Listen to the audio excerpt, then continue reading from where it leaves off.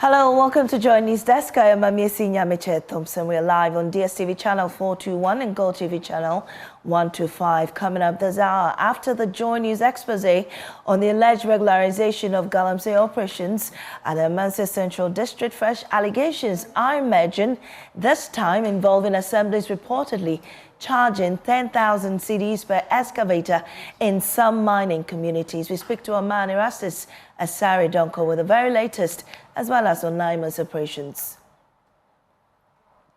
Also, we build up to the Joy News National Dialogue, which is convening top stakeholders, including government officials, to deliberate on illegal mining, following our documentary, A Tax for Galamsey, today. Bring together the finest brains around illegal mining, environmental protection, the security issues around illegal mining, the governance issues around illegal mining, the people who went undercover to do this documentary. An opposition New Patriotic Party optimistic it will snatch Ayawaso East seat from governing NDC. We engage the NPP here on our decks with details of that, plus business updates. Do stay for details. I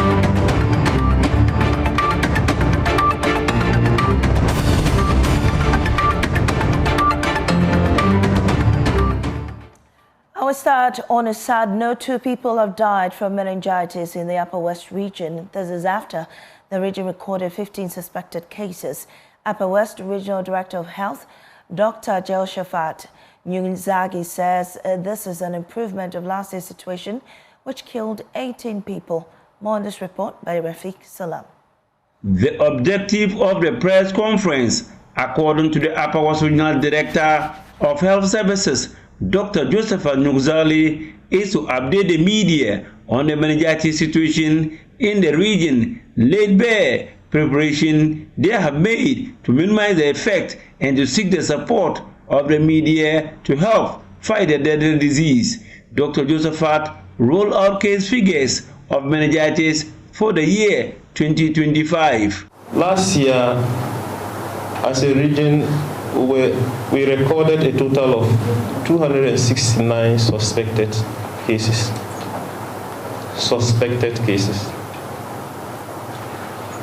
Out of this, we were able to confirm 36 of them through laboratory investigations. And out of the 36, unfortunately, we lost 18 of them. In fact, majority of the cases were concentrated in the Nadoli and Nandom districts. He averred that the situation is generally calm as he compared last year's figures with the current situation, as they recorded 15 suspected cases, 4 confirmed cases with 2 deaths. We have recorded a total of 15 suspected cases across 6 districts. And despite this number of suspected cases, I'm saying that the situation is not out of control. In addition, in terms of confirmed cases, we have, of the 15 suspected cases, 4 of them were confirmed through laboratory investigation. And out of this, there were 2 deaths, one from Nadoli district and then another from Japa district. The Ayawaso Regional Director of Health Services then rolled out measures put in place to prevent and minimize the effect of the deadly disease, urging residents to adhere strictly to. People should be encouraged to wash their hands regularly with soap and water and seek early medical treatment, because you can have the best medicines available, but if the client's report leads, it's difficult to help. And the other area we need to prioritize also has to do with vaccination for our children under 5 years old. And here we want to encourage all caregivers to ensure that children below 5 years are vaccinated, particularly not all routine vaccines, but as I indicated, for meningitis, the pentavalent vaccine and the pneumococcal vaccine are really helpful in preventing meningitis due to those strains. Reporting for Joy News, Rafik Salam. Wow. Traders at Agbogbloshie Yam Market launched scathing attack on public health officials at AMA, accusing the assembly of collecting tolls and license fees while refuse piles up and drain remain clogged. Stephen Mensah, my colleague, was there at the latest Joy Clean Ghana campaign and reports. Adjoa, not her real name, has her 6-month-old baby strapped to her back and trades on a choked drain at the Agbogbloshie market, surrounded by refuse, stagnant water, and flies. Aware of the health dangers, she is one of the dozens of traders operating in what the Joy Clean Ghana campaign has uncovered as an infested market populated with rats, mice, and maggots. For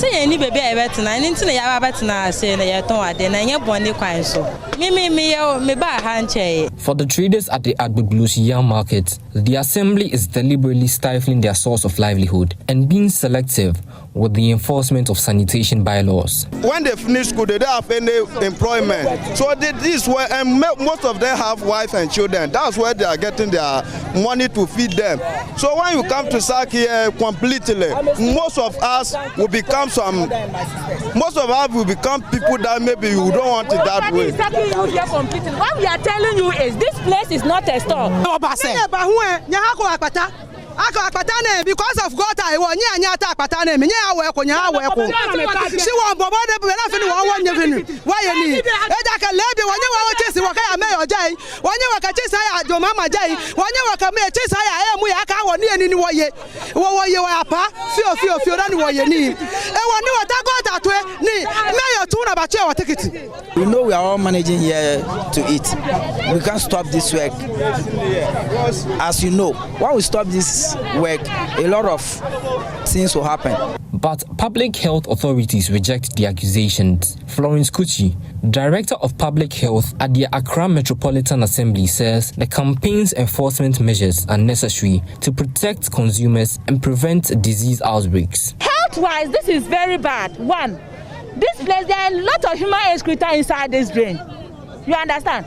And when they sell things and they fall inside the drain, they go down and remove it and wash it and start selling. It is contaminated with fecal matter.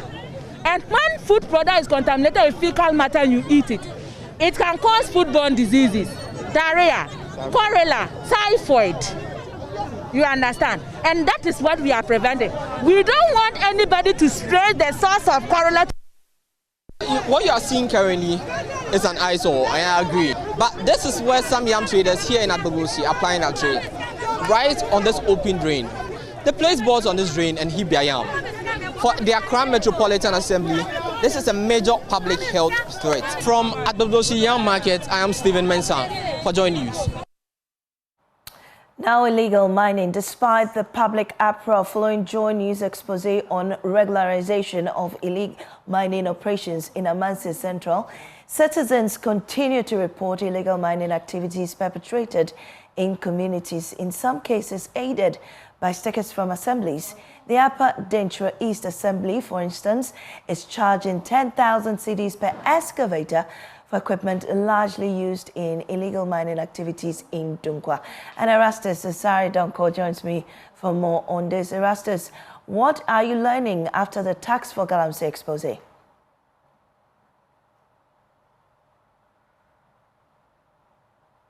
Mami, you see, we're getting a number of people calling us and indicating that this sticker issue is also happening within their jurisdiction as well. In fact, we're getting feedback from the Manso areas, and then we are also getting some pictures and videos of some of these stickers from Upper Denkyira East.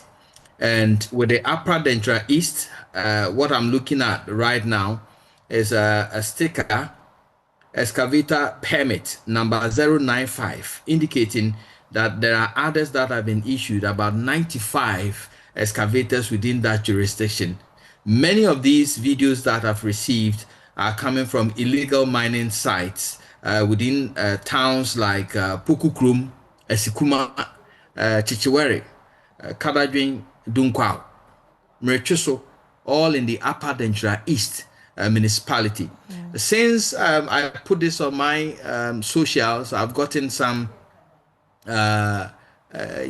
press release coming up from the Upper Denkyira East itself assembly indicating that they are not issuing these stickers for companies that are not licensed. But my checks indicate that most of these excavators issued with these stickers are being used for illegal mining activities within the towns that I have mentioned to you. Now, when we go to Adanse North is also having some serious illegal mining activity going on just behind the nursing training college, where we have videos and pictures sent to us by some of our listeners and viewers.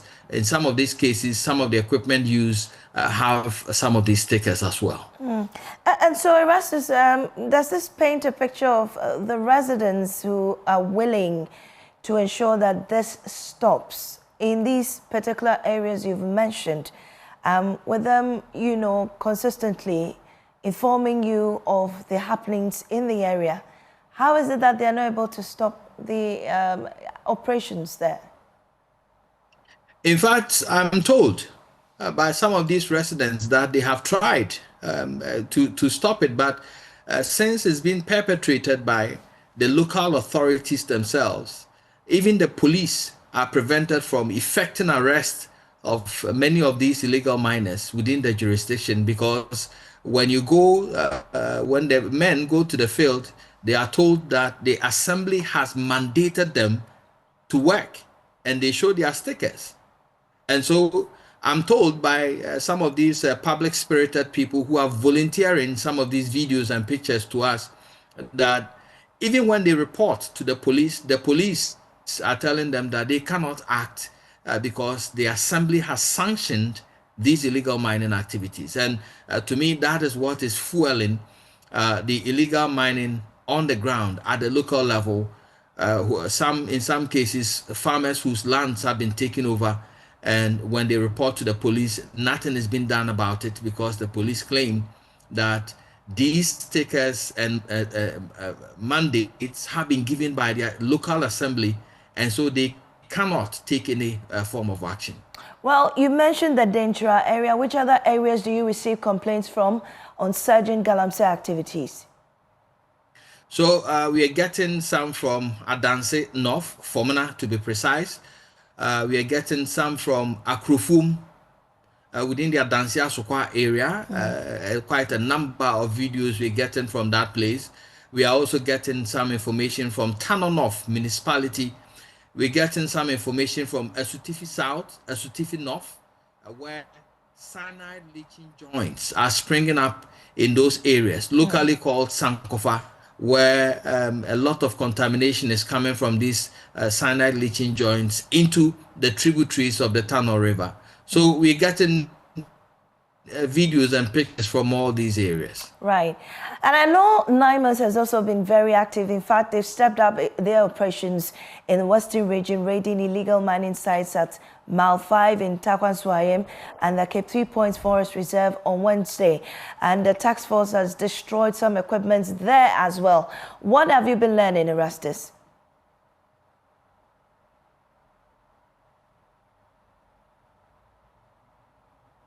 Well, I know that in the past 3 days, NIMOS has been very active, and they've been in the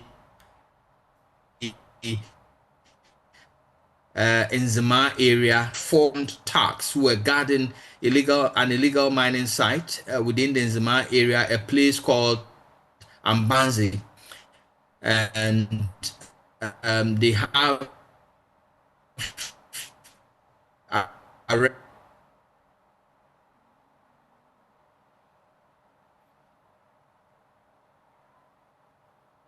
And we're still trying to establish a good contact to Erastus, but still on the fight on illegal mining. All is set for Joy News' national dialogue on illegal mining later today, specifically 6 p.m, following the airing of our latest hotline documentary, A Tax for Galamsey. The president has been petitioned for a prompt and thorough investigation, and Joy News Dialogue is expected to bring together key stakeholders to discuss the the documentary's findings. Kweku Owusu-Pepra is channel manager at Joy News.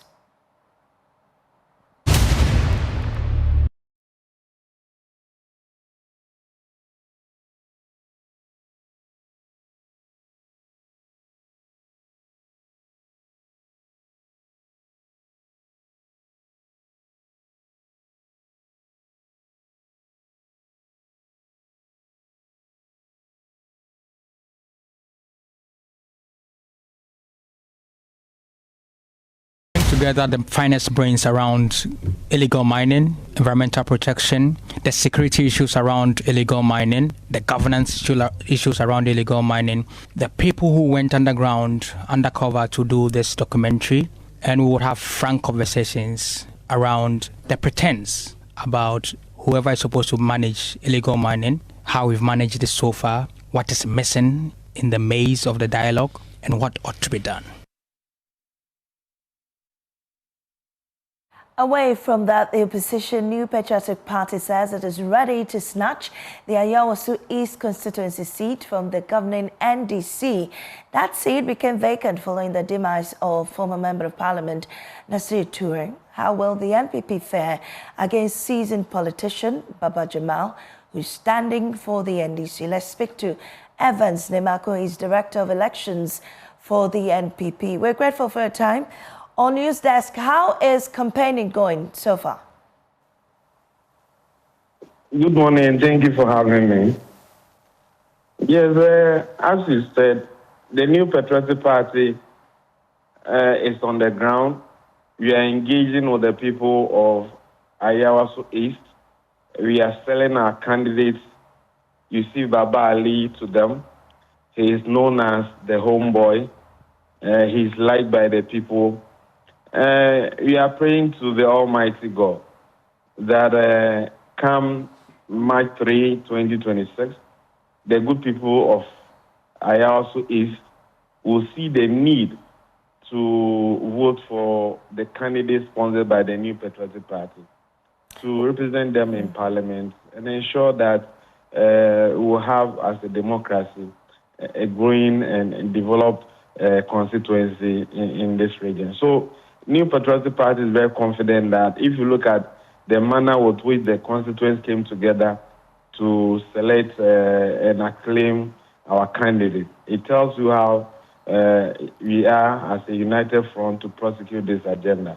I must say that I'm very confident that the mood of the people, the leadership of the party in the constituency, support from the regional party and national party, New Patriotic Party is ready, and very much ready to go into the contest and snatch the seat. We are only appealing to the IGP and his men and women to ensure that we have a very peaceful environment for EC to conduct this all-important exercise. Well, we all know, it's common knowledge that this seat has always been safe for the NDC. What will be different about this candidate that will snatch the seat from the NDC? Well, I've told you one, that we are reaching out to the people of Ayawaso East, and based on the conversation we are having, we are confident that they will give us the nod. But they also don't go to war and lay down your arsenals for your opponent to see. We are in this to win, and with God on our side, victory will come our way. Right. And also, what I'd like to know now is the issue of vote buying has become very strong. I mean, recently what's happened that nearly mad, that of the NDC primary. How are you tackling the issue of vote buying in the March 3 by-election? Well, I want to leave that to you, the media. You must interrogate the issue very well and let the good people of Ghana know where we are. That NDC goes into internal primaries, and this is how they conduct themselves. It must not go on query. But so Evans, I mean, the media is not going to be sharing goods or inducing votes. The media will be there to report facts. But for political parties that have often being, accused of vote buying. How or what role will the NPP ensure that this doesn't happen in this upcoming by-election? But I've said it, on our part, we want to ensure that the law is operational. And so if the Political Party Act is clear that you don't go into elections and conduct yourself in this manner, I expect that the right things must be done. And the questions must be asked by the media. You saw how goodies were given out on their internal primaries. You saw it. You saw a lot of things getting into delegate hands.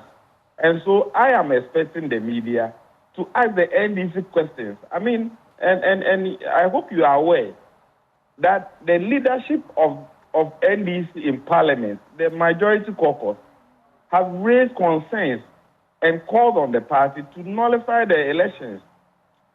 The NDC leadership told us that they put together a committee to investigate how this whole primaries were conducted.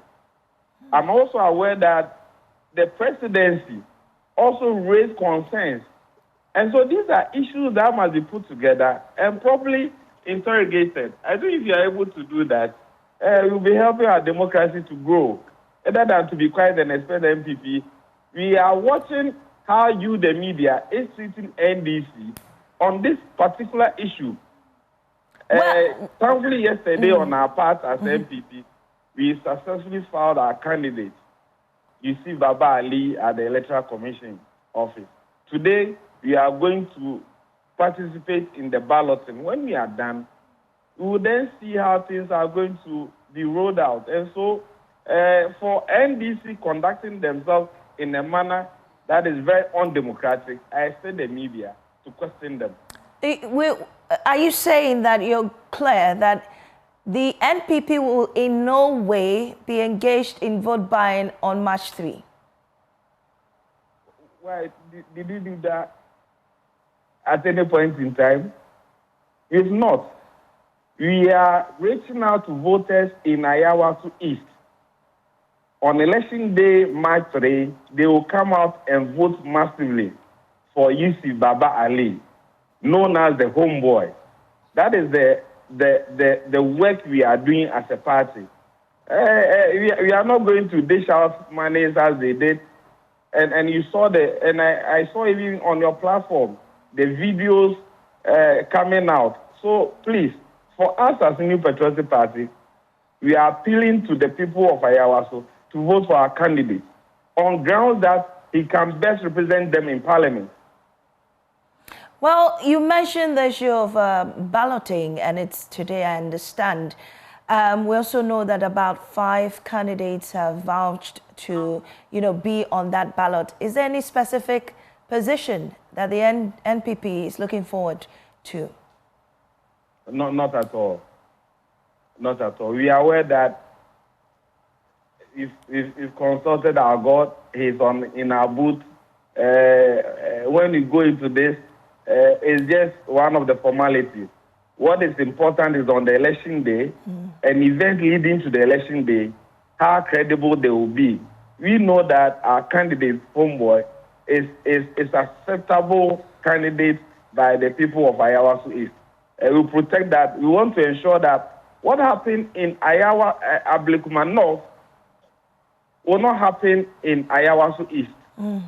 That's why we are appealing to the Ghana Police Service to put in place security arrangements that will safeguard all of us, even you, the media, that you will not go reporting and you'll be attacked by some hoodlums. So we appeal to the IGP and his men and women to ensure that professionalism prevailed on D-Day. For Electoral Commission, our conversation with them yesterday at IPAC, we've been given assurances that they will make sure things are done orderly. In fact, the EC is planning to transmit results from the polling station to collation center electronically.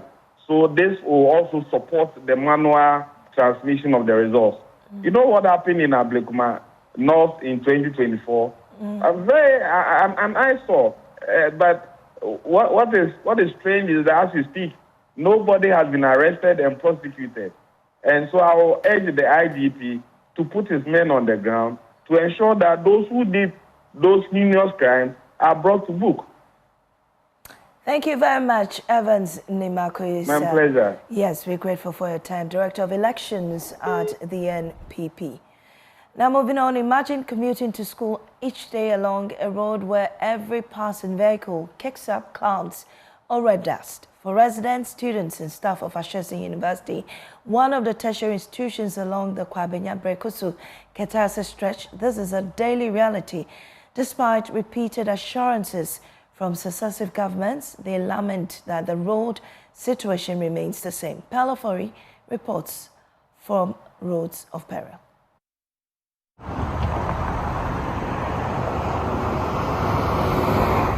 Perched in the beautiful mountainous landscape of Brekusu, Eastern Region, is Ashesi University. Surrounded by lush green vegetation, the campus blends seamlessly into the natural contours of the hills. But beyond the serene aerial view and the 0.84 kilometers of tarred road constructed by the school, which ushers visitors and the university community directly to the campus, lies a different story.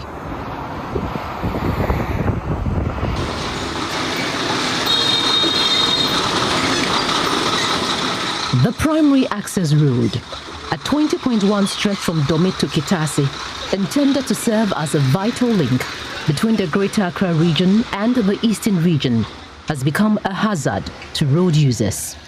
In Brekusu, where the school has been for the past 15 years, every passing vehicle lifts clouds of fine red-brown dust into the air.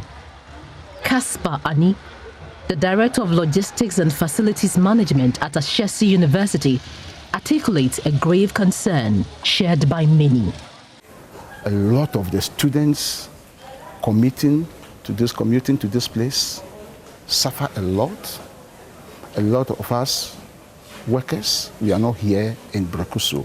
We commute from various parts of Accra. We are here and we are suffering, actually. You see, one other thing that disturbs me, an amount of dust that they inhale, I'm even afraid for them, health-wise. This may lead to a lot of respiratory problems in the future.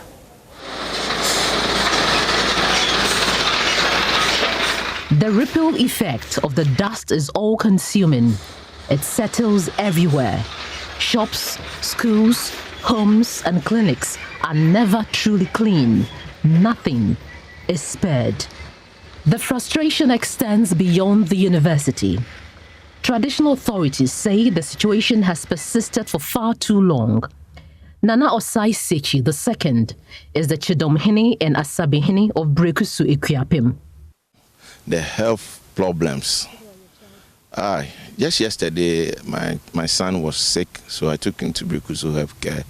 And the nurse in charge said, Nana, 90% of the kids that are coming here has lungs problem because of the dust. So we should do something about it. What can we do? All we can do is just plead with the government to just come on our aid. You could see there's a school bus coming, it's carrying 2 children. You can ask all of them. I remember my little girl said, Daddy, just tell President Mahama, if nothing at all, he should do the road for her, my 6-year-old girl. So we are just pleading with the government that this time around, it should not be a promise again. We know Mahama is a listening government. His friend, a contractor, shares his own experience on the road. I don't know what Brekusu town, the people have done. You know, it's just about 15 minutes drive to Kwabenya. And I don't see why we can't fix this road. And it also goes to Ketase. I think fixing this road will be, it will benefit the town, yes. And also it will help the school. On my right is the Kwabenya Road, And on my left is the Kitasi Road that takes you all the way to Ibri. Now you can use about 5 or 10 minutes to get to the main Ibri Road, but the bad nature of the stretch means the drivers are compelled to use the main Medina Road to get to the same destination.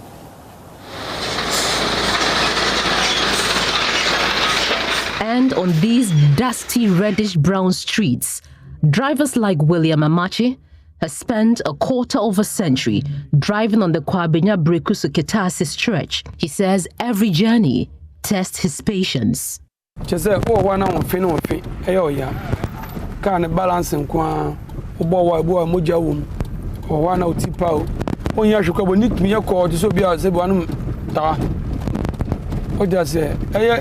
lot of things. No matter be I be only put but one at the Bama. The Unia Palabinuma, Meja, Yangopa, Romano, Quaker Classo, Senam Crown of you made it. Yes, I dear. Massa, you can see a caca we want some there. At the best. William's frustration mirrors that of many drivers. Drivers say I more with make 80% can here one there. I know we are here working pay. Into business maintenance do within the week and a month. I now be see and said I would see can. But as I go to be can come here from them. From our crab I had ubi any wow didn't car be my beggars to Brekusu. And now it's Kwan way to Kitasi Kwans or the Bema. Because when say Kwan in ye. Nti se moba na musumbe bwa no ya pamucho monkasa ne nkwachi na bedu mrebeni passengers ni bwa obenante aba Brekusu. If the town people said they are going to do demonstration, the contractor will come. Oh, I'll do it for you. Then he will start doing something. See, from Abom Junction, just a few meters, he just came to gravel that place. That's all. I think you use the road.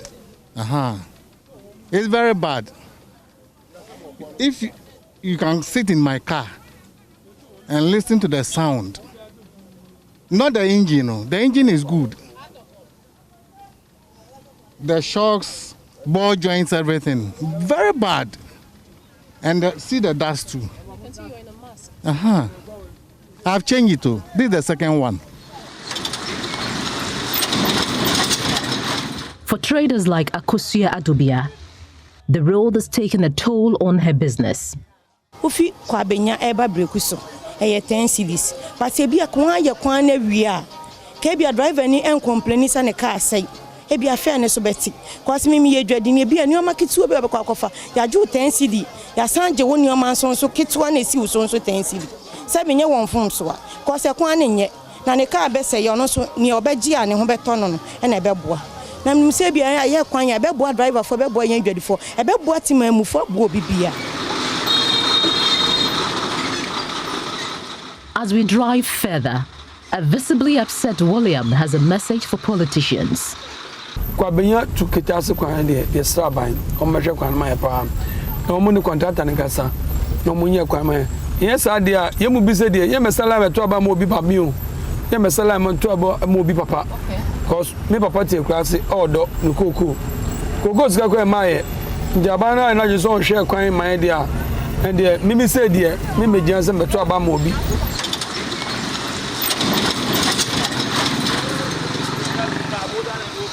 At Kwabenya, on the same stretch of road, the economic toll is impossible to ignore. Abdullahi Seidu, the chief driver at the Tipper truck station, explains how the condition of the road is impacting their work. At times about 3 or 4 days or every weekend, surely every weekend, without shop you cannot work. Every Sunday you have to rest for the work. But because of the maintenance, all the time maintenance, the spring, even at times our headlights can break because of the bad rules.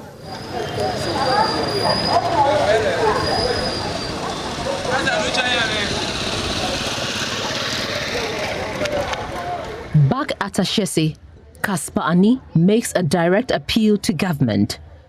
He says the long-neglected Kwabenya Brekusu Kitasi Road has created significant challenges, not just for the university, but for the entire community, and wants government to complete it.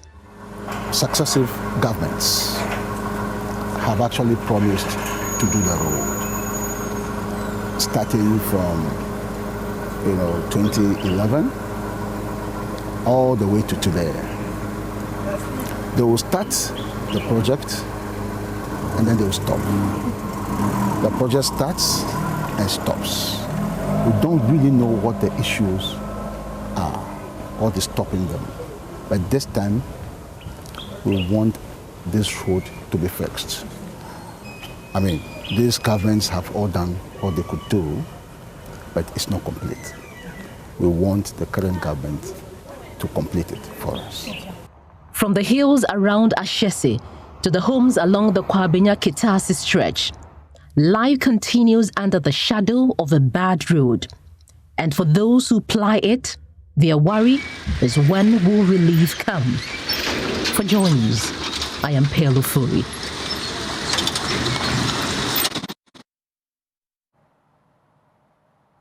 The Ashanti Regional Health Directorate has joined the rest of the world in marking International Epilepsy Awareness Month with renewed calls for stronger advocacy and improved care for individuals living with epilepsy. Health officials say the campaign is shifting from awareness creation to practical action to reduce stigma and improve access to treatment in the region. At an awareness event in Kumasi, the Ashanti Regional Health Director, Dr. Fred Agbogbloshie, described epilepsy as one of the most misunderstood neurological conditions in the region. Speaking on the theme, moving from awareness to action, he disclosed that about 52 million people worldwide are living with epilepsy, with about 1% of the region's population affected. However, many persons living with epilepsy continue to face stigma, discrimination and neglect, largely due to belief that the condition is a spiritual curse or contagious, making it one of the most common neurological disorders. About 80% of people with epilepsy live in the low and middle income countries. Epilepsy remains a significant yet highly misunderstood neurological disorder in our region. With an estimated 1% of the Ghanaian population living with this condition, it represents hundreds of thousands of people. It is crucial that we address the 85% treatment gap that still persists. Too often, people living with epilepsy in the Ashanti region are subjected to stigma, discrimination, and neglect, driven by the false belief that it's a spiritual curse or a contagious disease. Epilepsy is a chronic, non-communicable brain disorder, and it's not a curse. He explained that the condition can affect anyone, irrespective of age, sex, or skin color. As part of this year's observance, the Directorate is rolling out one epilepsy campaign aimed at improving access to care and encouraging early diagnosis and treatment. It's a condition that can affect anyone, regardless of age, sex, creed, and color. I call on all stakeholders, community leaders, religious leaders, media, and the public to join me in making a concrete and taking a concrete action this year. First and foremost, let all of us stop the stigma, because epilepsy is treatable. Health authorities are urging persons who experience seizures to seek early diagnosis and treatment for effective management. International Epilepsy Awareness Month is observed annually to promote understanding, reduce stigma, and improve the quality of life of persons the quality of life of persons living with epilepsy. From Kumasi, for Joy News, Oyementiria reporting. This is Joy News Desk. We take a break and return with business.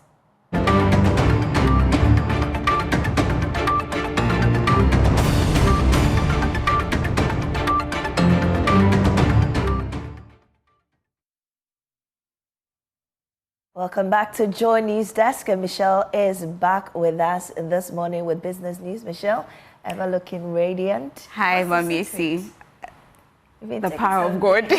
Holiday, I know you went to the Bahamas, but you didn't take me along. But it's okay. Don't worry. Next year by this time, we'll be on a trip together. We should. Right. Right, let's get into our stories. Now, about 95% of family businesses worldwide fail to survive beyond the third generation, promoting urgent calls for stronger governance and long-term succession planning. Now, Senior Country Manager for Ghana and Liberia at the IFC, Kyle Oliver, says the alarming statistic demands a critical strategic re-evaluation of governance structures to ensure sustainability. He made these remarks on the sidelines of the third IFC Family Governance Workshop. Whether you're talking Western Europe, whether you're talking Africa, whether you're talking South Asia, whether you're talking East Asia, and whether you're working on the first or second generation or the fourth or fifth, or even in Japan, I think even the 20th generation, family-owned businesses and family-owned business governance is fundamental to the sustainability of these businesses that are a key driver. As we all know, business, private sector is 90% of job creation. So help tackling and ensuring solid governance in the family-owned businesses helps ensure that job creation and private sector development helps continue in markets around the world, including here in Ghana. He further highlighted the significance of the workshop in strengthening domestic businesses and improving their access to finance. National best practice, but international practice has many different ways of manifesting itself. And so what we're here is to share what are other international practices around the world that companies here in Ghana can leverage. In most markets, it's actually the family businesses that go on to become the large local corporates in a country, engaging in differing sectors, sometimes becoming regional companies and even global companies. And we IFC have always had a focus, but now have an even increased focus on helping local corporates, including local corporates here in Ghana, which are largely family businesses, help grow and become these cross-sectoral and regional players and improve their markets, improve their business opportunities, and, as I said earlier, improve their access to finance. The International Finance Corporation's Family Business Governance Workshop was held under the theme, Passing the Baton, Preserving Purpose, Managing Generational Transitions.